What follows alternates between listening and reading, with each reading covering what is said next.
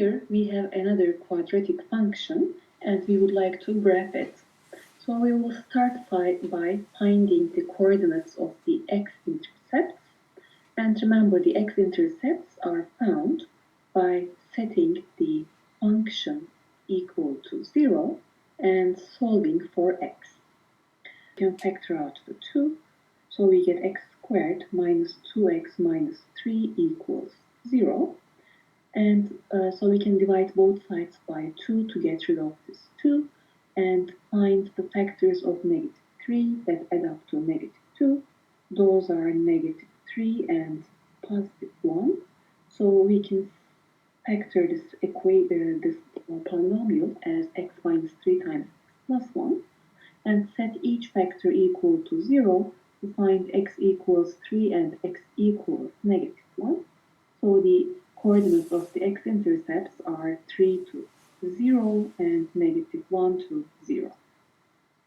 So we can mark these points on the coordinate axis, negative 1 and 3.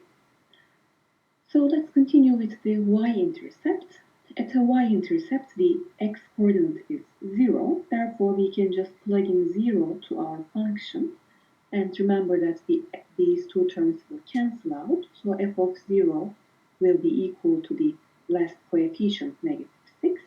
Therefore, the y-intercept is at x equals 0, y equals negative 6. So negative 2, negative 4, and negative 6 is here. So we can just mark the x and y coordinates as we find them. And the next question is to find the equation of axes of symmetry. So the equation of axes of symmetry can be found by this formula, negative b over 2a.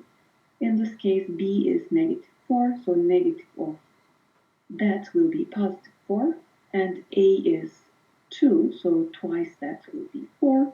So we will have 4 over 4, which is 1.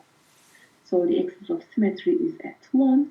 In fact, let me just use the red marker to show that this is the axis of symmetry at x equals 1.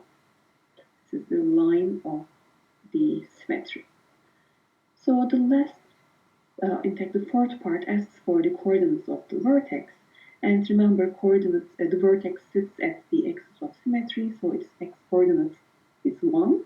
And to find the y-coordinate, we need to plug in this value to the function. So f of 1 will be 2 times 1 squared minus 4 times 1 minus 6, which equals 2 minus 4 minus 6, which will be negative 10 plus 2, negative 8. So the coordinates of the vertex will be 1, negative 8. So if we mark it, the negative 8, 1, negative 8 will be here. So now we can just connect these points to graph the parabola. So I'll try my best to have a smooth parabolic shape.